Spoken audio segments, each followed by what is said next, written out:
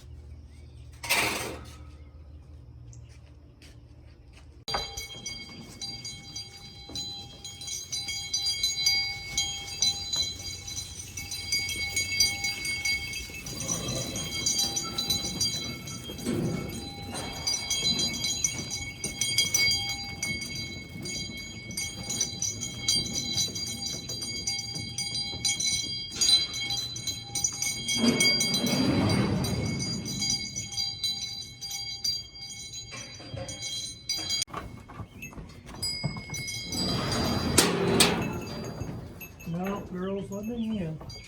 You don't get to get out just yet.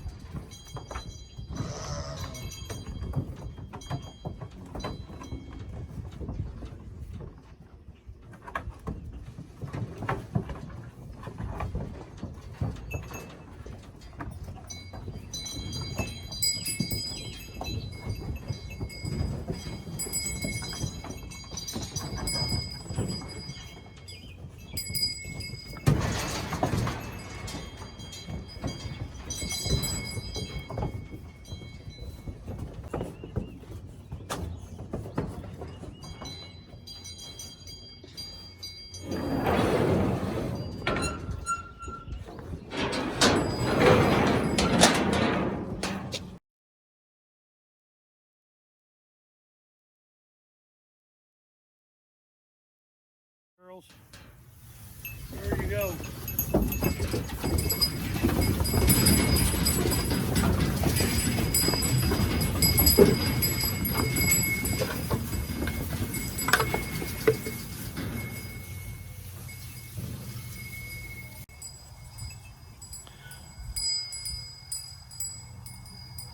There you go, girls. Got your new summer pasture. Got this divided off. We'll rotate it here a little bit. Had a good stand of clover come up in here.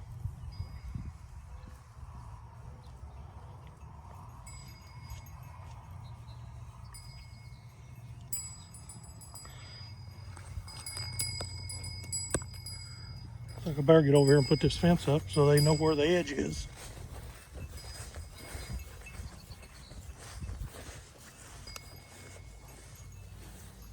Just pull that tight there a little bit. They're pretty well broke to a hot wire.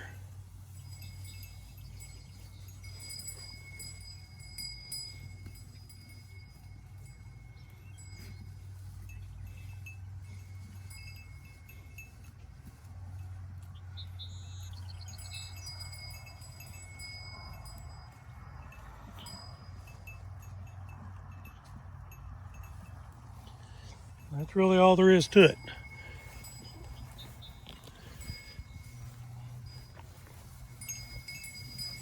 Now when I get ready to move these back, if you notice I don't have a corral down here I can put them in, and what I do is take these panels I've got on the side of the trailer, make me a quick corral right behind the trailer, and I can load them up right out here in the middle of the field.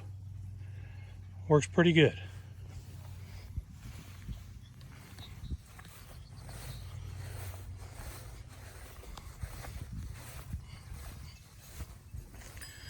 Yeah, let me get the truck out of the field here and go up there and check their water, make sure they're good on that. And these girls are pretty well set for the summer. All right, now this may look like quite the contraption here. What I have done is fix these hoses together. There's 2 Y connectors, 3 Y connectors. That allows me to hook these 4 troughs that catch water off of this building.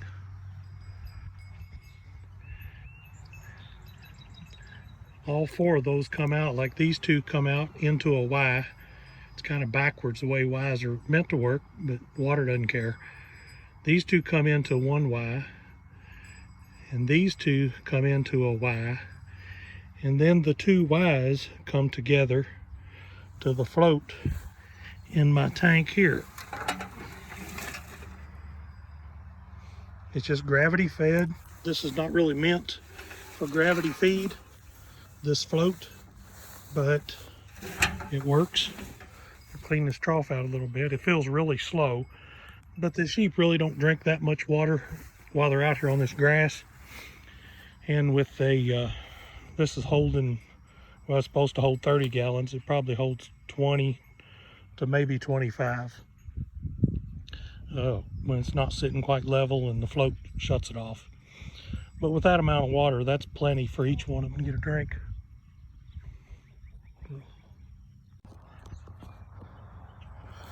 Well, this tank has slid off of the timbers I had it sitting on to the point that the valve is down in the dirt and I can't hook the hose to it. All this water in it is too heavy for me to move. These other 3 troughs will be plenty of water for them. If I can get this to crack open and start this thing draining,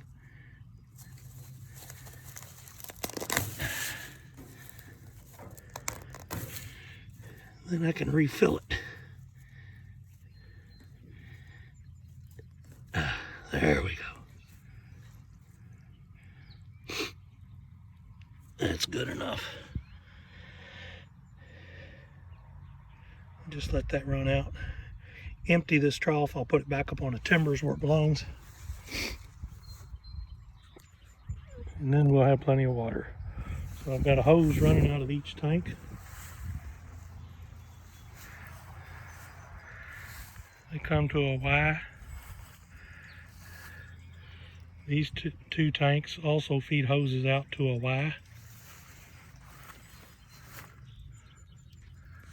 Then the Ys come together to another Y, which runs out to my trough. And as you can see, this is not a gravity flow float. It's meant to have pressure behind it for the water to come out a lot quicker. So the water just kind of dribbles out. But that is plenty of water to keep these 25 ewes watered. If I had more ewes than this and really needed to fill this quicker, I'd have to get a gravity type float, which has a bigger opening in it. But this works.